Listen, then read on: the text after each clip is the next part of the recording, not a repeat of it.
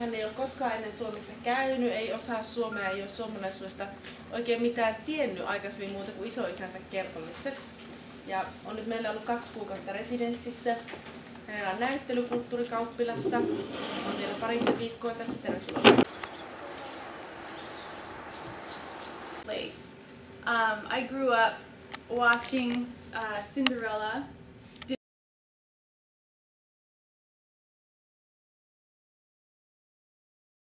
Disney movies, and being very interested in things that were paranormal and unusual, which is something that I still think about today. When I was 18 years old, I went to Grand Valley State University and I took up a degree in illustration. And one of my favorite things to do was to draw in the style of old masters like Arthur Rackham.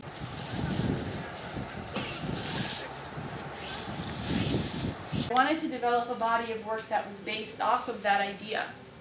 And so I made a series of objects that essentially took matter out of your body and held them in a receptacle so that you could investigate the stuff that was inside of you. Does that make sense?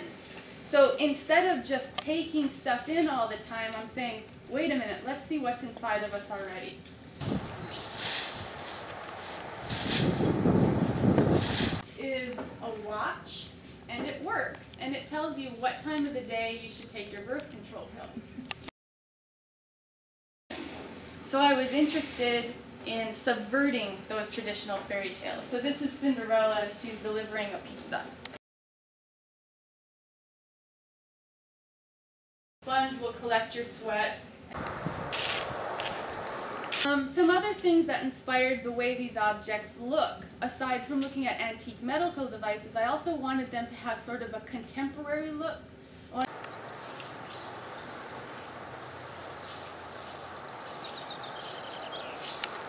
Work in metalsmithing in undergraduate school and in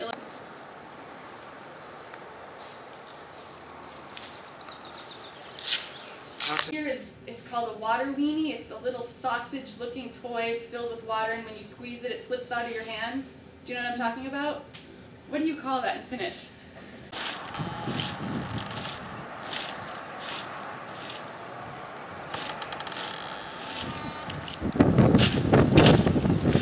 Is the part that's doing the thinking, but there's a strange little body that's attached to it that's important for something else, the motor parts, the physical parts. And then of course they have these hairdos.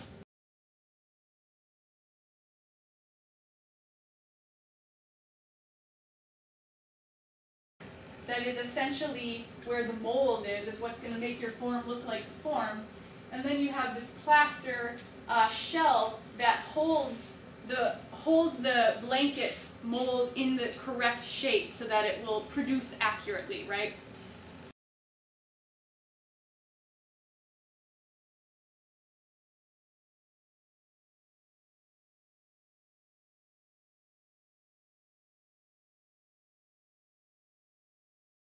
Going to be a life-size sculpture of one of my ancestors from Finland, whose last name was Pumala.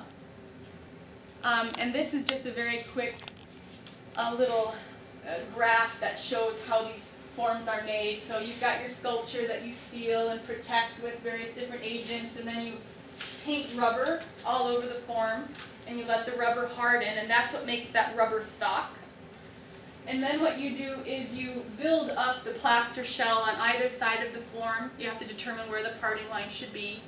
And then of course in the end, when you open this up, you'll have your plaster shell, the green is the rubber, and then the pink is the resin or whatever casting agent it is that you're pouring into the material.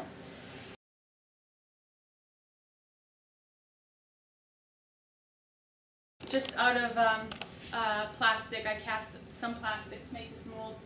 And the needles are, this is a poured block silicone mold.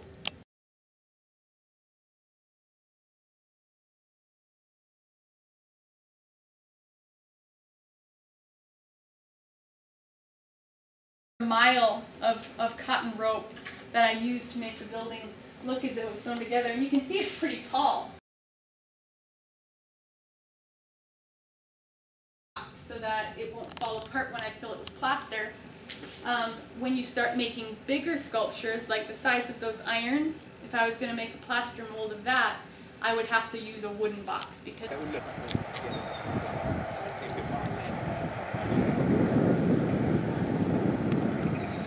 But you can't. You don't. I certainly don't.